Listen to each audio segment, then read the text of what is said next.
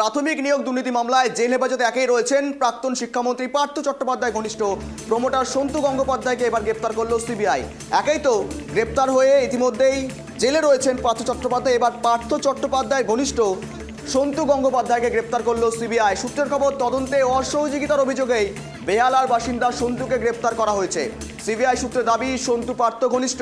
আর এদিন মঙ্গলবার অভিযুক্তকে বিচার ভবনের বিশেষ আদালতে পেশ করেছে সিবিআই। এ সমস্ত বিষয় নিয়ে আরও আপডেট নেব, আরও জানাবো বিস্তরভাবে আপনাদের সামনে।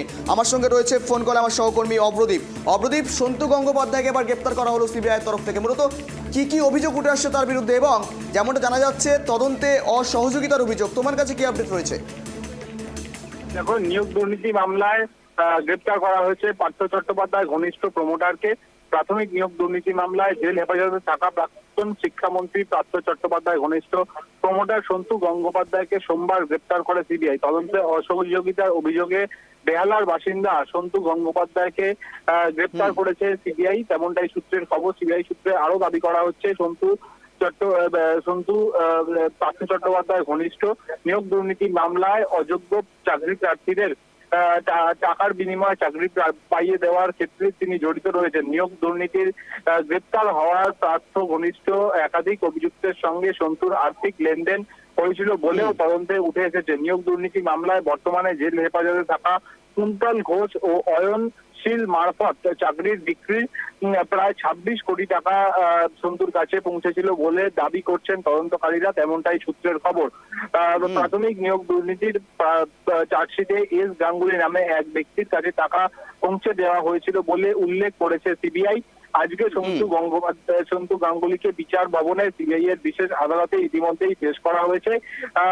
তাকে কিন্তু 10 বার তলব করার পরে সিবিআই এর তরফে গতকাল গ্রেপ্তার করা হয়েছে, তেমনটাই সূত্র মারফত জানা যাচ্ছে। আর কিছুক্ষণের মধ্যে শুনানি পর্ব শুরু হবে, এবং তার পাশাপাশি যেমনটা জানা যাচ্ছে সিবিআই এর তরফে সন্তু গঙ্গোপাধ্যায়কে তাদের নিজেদের হেফাজতে অর্থাৎ সিবিআই হেফাজতে নেওয়ার আবেদন জানানো হবে আদালতে। অব্রদীপ, একেই তো জামিন মামলা, অর্থাৎ পার্থ চট্টোপাধ্যায় জামিন মামলা ঝুলে রয়েছে। সেক্ষেত্রে দাঁড়িয়ে কোথাও কেন চাপ বাড়লো পার্থ চট্টোপাধ্যায়, কেননা সিবিআই তদন্তে একের পর এক এরকম তথ্য উঠে আসছে। দেখো, পার্থ চট্টোপাধ্যায় জামিনের মামলা উচ্চ আদালত অর্থাৎ কলকাতা হাইকোর্টে মামলা বিচারাধীন রয়েছে, এবং এই যে মামলাটি সন্তু গঙ্গোপাধ্যায়ের যে মামলাটি সেটা নিম্ন আদালত অর্থাৎ বিচার ভবন, সেখানে কিন্তু শুনানি হবে আর কিছুক্ষণের মধ্যেই।